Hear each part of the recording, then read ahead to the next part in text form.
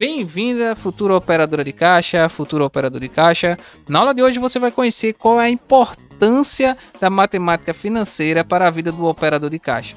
Se você está tendo dificuldade com matemática, acha que é muito difícil, que você precisa aprender a saber muito sobre matemática para ser operador de caixa, pode ficar tranquilo que nessa aula eu vou te ajudar e você vai ver que não precisa muito e garanto que essa aula vai te ajudar. Então fica aí, assista até o final, que no final eu vou deixar uma dica muito valiosa que vai te ajudar e muito, então não vacila.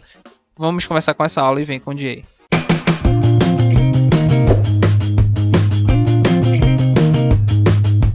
Já estamos de volta e a partir de agora vamos falar um pouco sobre a matemática financeira. Você vai saber um pouco, conhecer qual a importância da matemática na vida do operador de caixa. Você precisa, afinal, um dos requisitos para preencher essa vaga. Mas antes de começar com essa aula propriamente dita, eu gostaria de te pedir para se inscrever nesse canal. Se inscreve, deixa aquele like também, que isso ajuda bastante a divulgar o nosso trabalho, e compartilha geral aí com a galera para conhecer o nosso trabalho, fechou? Vamos lá. A matemática financeira, pessoal, é uma parte da matemática que ela vai em analisar os dados financeiros em geral. Vai ser a parte da matemática que vai estudar a administração das finanças do dinheiro, né? Para isso, a matemática financeira ela vai utilizar alguns conceitos para poder ajudar a fazer esses cálculos, que é como capital, patrimônio, juros, inflação, empréstimos, investimento, lucro e por aí vai, tá? Ele vai estudar o comportamento do dinheiro, né? Administrar, como faturar, como lucrar, onde economizar, toda essa parte aí. Precisa aplicar matemática financeira para saber se ela está tendo lucro com determinado produto ou serviço, então é fundamental. E o operador de caixa ele vai usar na hora que ele estiver passando as compras, na hora que ele estiver prestando algum serviço, na hora que ele estiver passando algum produto ou serviço, é nessa hora que você vai utilizar da matemática financeira. Por isso que é fundamental você saber um pouco, não precisa se aprofundar, tá? Você pode estar se perguntando agora, mas para saber a matemática financeira eu preciso ser um expert, preciso ser um gênio da matemática e coisa e tal. Não, você não precisa nada disso. Você só precisa dominar as 4 operações, né? Que é a adição, subtração, multiplicação e a divisão. Essas quatro operações básicas, você precisa dominar isso daí, tá? Você precisa saber tabuada, regra de 3, entre aspas. Precisa, mas se não quiser você não precisa focar e tal, mas é bom. E porcentagem, porque você vai utilizar bastante. A porcentagem é aquela partezinha onde você vai dar um acréscimo.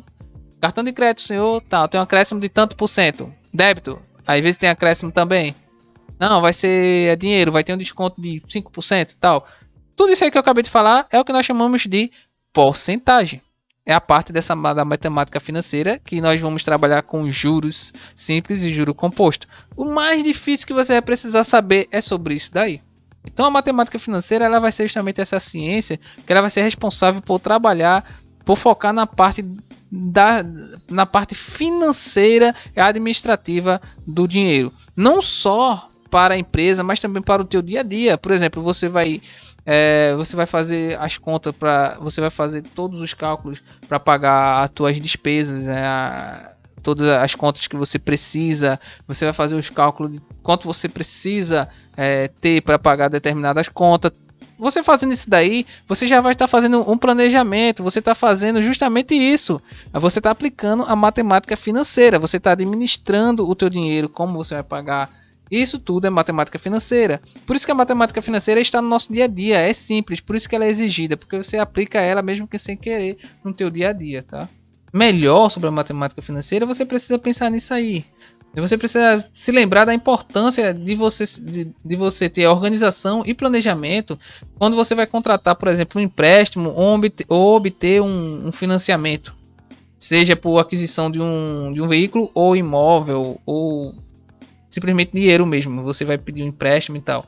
Quando você vai fazer isso, você tem que se planejar, você tem que ter um planejamento e organização. Você não vai pegar um empréstimo de todo jeito, né? Sem saber qual é a taxa de juros, quanto é que vai correr em cima e tal. Você precisa saber disso daí para depois não ficar com a corda no pescoço. Então você fazendo isso daí, você está fazendo toda a parte financeira. É a matemática financeira. A matemática financeira da vida do operador de caixa ela é importante porque vai te ajudar a não errar na parte que você vai dar um desconto ao cliente, na hora que você vai dar você vai precisar acrescentar o valor do produto. O produto ele tem acréscimo, você precisa aplicar esse acréscimo. a parte de organização da quantia de todo o dinheiro que está na gaveta, tudo isso aí você precisa se organizar, e a matemática financeira ela está aí para ajudar. Então ela é fundamental na vida do operador de caixa. Todo operador de caixa ele precisa aplicar a matemática financeira. A parte mais difícil da matemática que você precisa é saber um pouco, não precisa se aprofundar, mas um pouco sobre juros simples e juro composto, que é o que você vai aplicar no teu dia a dia. Conceitos como capital, juros, montante, taxa de juros, tempo, essas coisinhas aí.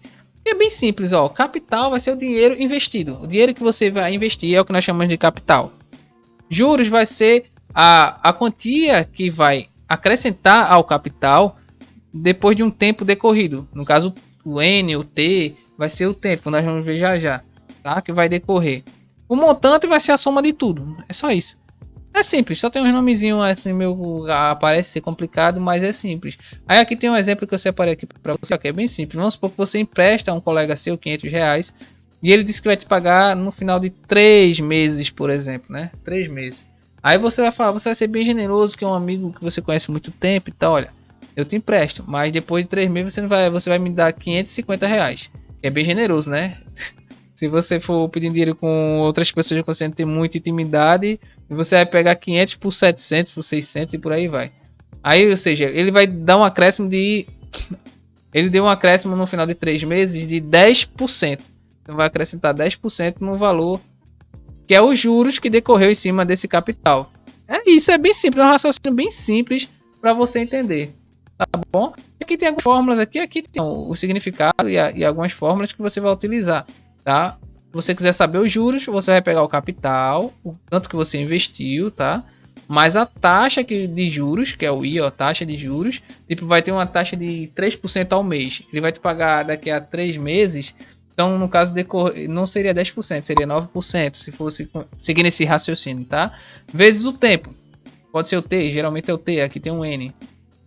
E aqui é a fórmula para você saber o montante, quer saber tudo, quanto é que vai dar. O M é o montante, e aqui tem um restinho que a gente já viu. Aí você pega isso aqui, ó, o montante, pega o capital, joga nessa fórmula aqui que é 1 mais a taxa de juros elevado, né?